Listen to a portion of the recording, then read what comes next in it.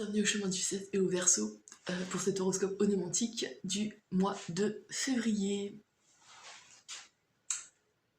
Ce mois-ci, vous êtes régi par la force. La force qui nous parle.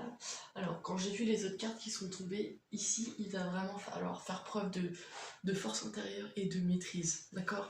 Parce qu'il y a des choses plutôt dures, oui, enfin bon, voilà, il y a des choses à dépasser, quoi.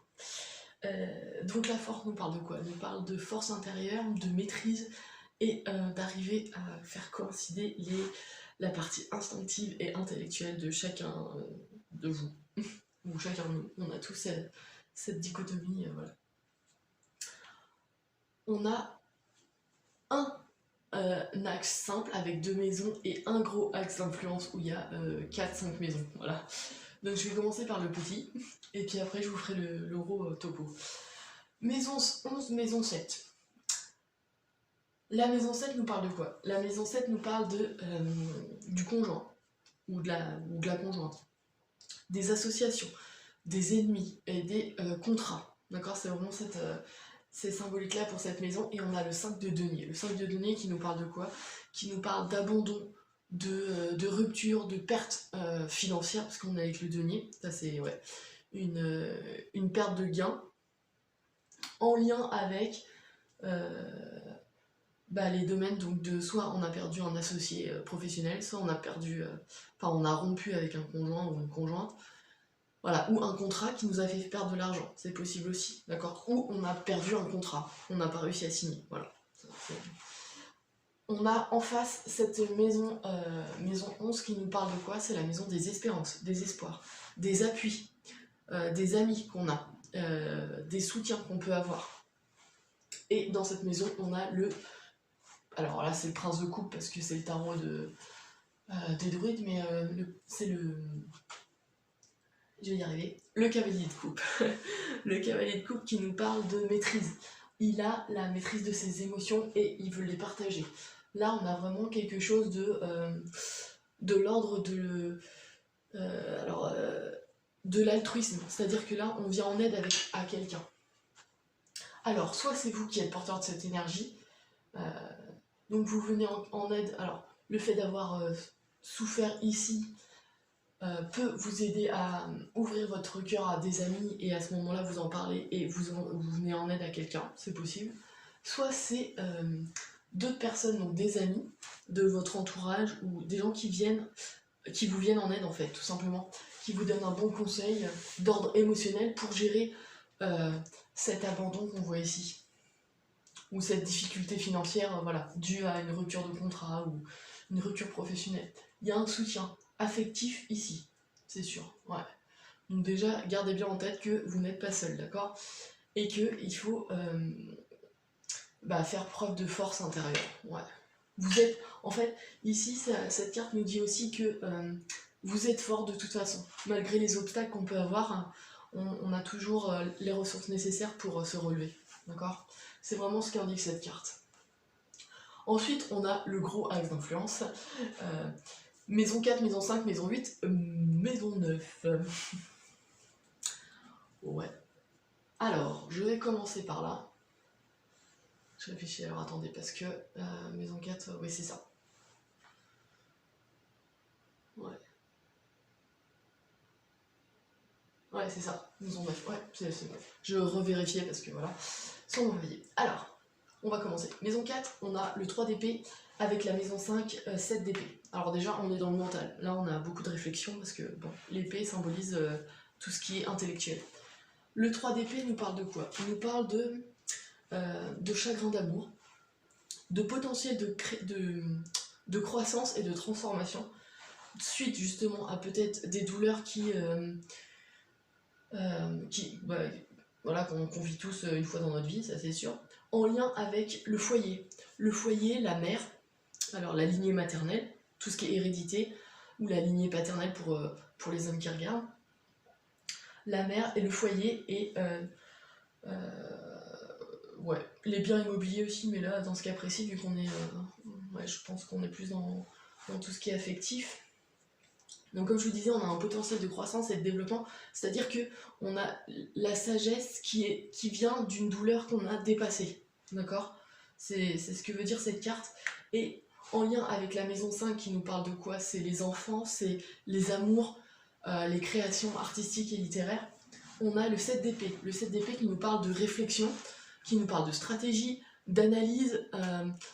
Attention à ne pas croire que la fin justifie les moyens, mais c'est quand même une carte qui nous permet de réfléchir à différentes options, d'accord? Là, j'ai l'impression qu'on réfléchit au fait de dépasser un chagrin d'amour pour avoir un meilleur lien entre, comment dire, pour voir le foyer différemment. On a cette notion-là. On voit le foyer, on avait une idée du foyer, qu'on vivait, ou qu'on se faisait d'un foyer, et en fait, il est modifié ici. Suite à un chagrin d'amour, on voit ce foyer qui a été modifié, et il faut s'adapter, donc on réfléchit à différentes options. C'est possible. Ouais, en rebondissant à côté avec la maison 4, maison 8, on a la lune. La lune nous parle de quoi? D'intuition, d'angoisse et de peur aussi. Donc il y a peut-être cette notion-là, c'est-à-dire d'écouter son intuition pour dépasser des angoisses qu'on peut avoir vis-à-vis de...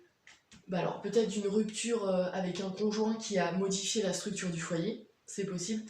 Et il faut dépasser ces angoisses pour une guérison, parce que dans la maison 8, vous avez... Alors la maison 8 c'est quoi? C'est la maison des transformations, c'est la maison de la sexualité, et de la valeur aussi, de la valeur intérieure qu'on se donne, parce elle est en balance, donc on a la valeur matérielle et affective.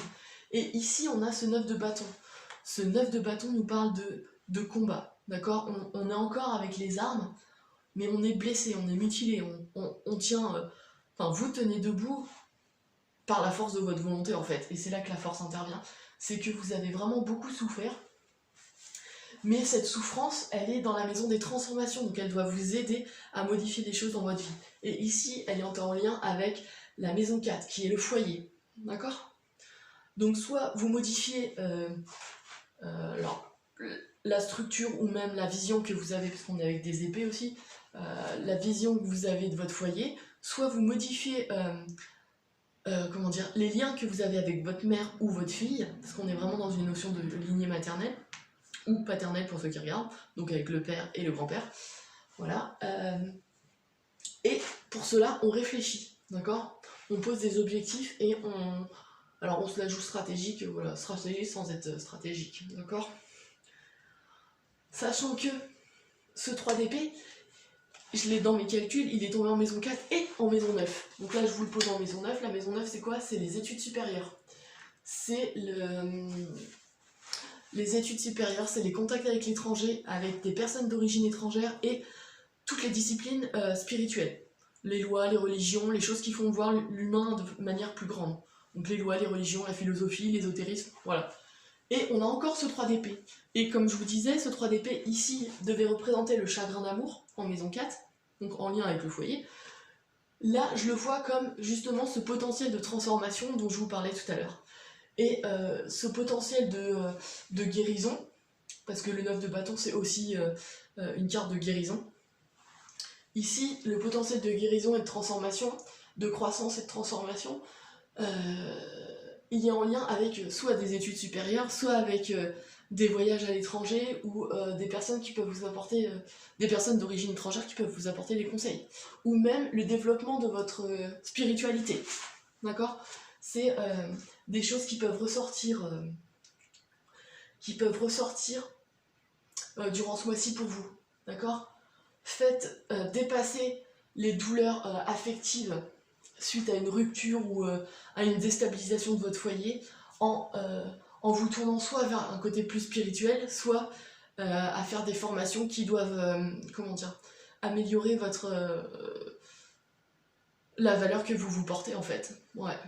Il y a vraiment une notion de je guéris pour avancer. Ou pour avancer, oui, je dois faire un travail de guérison, de travail sur soi, voilà. Ouais, sachant que cette maison 9, elle est en lien, j'ai fini avec cette dernière maison, la maison 6. La maison 6, c'est quoi? C'est la maison de l'hygiène de vie. C'est la maison du travail quotidien, d'accord? Des responsabilités, des charges qu'on a quotidiennement, de la santé et des inférieurs. Donc là, ça peut être considéré comme les enfants, si vous êtes un adulte. enfin un parent avec des responsabilités, c'est plutôt dans ce sens-là. La maison des animaux aussi. Mais là, j'aurais tendance à dire, c'est par rapport à votre santé. Ouais, parce que j'ai l'impression que toutes ces blessures qu'on voit là avec le 3 d'épée, le 9 de bâton et ce 5 de denier, donc on a une notion de chagrin d'amour, d'abandon ici, d'abandon et là de combat mais qui nous a, enfin qui vous a mutilé quoi. Enfin, vous êtes encore debout mais vous souffrez, d'accord? Ou vous avez souffert, hein, c'est peut-être dépassé mais voilà, il faut vraiment garder que vous avez cette force intérieure comme je vous l'ai dit, gardez ça en tête. On a le 7 de coupe dans cette maison 6, le 7 de coupe nous parle de quoi? De multiples possibilités, d'accord? Vous êtes créatif, c'est-à-dire qu'il y a beaucoup d'idées qui vous viennent en tête, et on aime tous les choix qui se présentent, mais à ce moment-là, il faut pousser un peu plus loin la réflexion et voir chaque possibilité où elle pourrait nous mener, d'accord? Et il faut faire aussi attention, cette carte nous parle de faire preuve de discernement, d'accord? Parce qu'on peut avoir de multiples possibilités, certaines peuvent être plus brillantes que d'autres, mais c'est peut-être que de la poudre aux yeux, vous voyez? Donc essayez de faire le... Ouais, de vous poser et de réfléchir, on a le 7 d'épée là, de réfléchir et de voir quelles sont vos possibilités et la meilleure la meilleure pour vous en fait, tout simplement. Pour dépasser justement cet abandon, cette bataille qui a été assez douloureuse et ce chagrin d'amour là, ouais.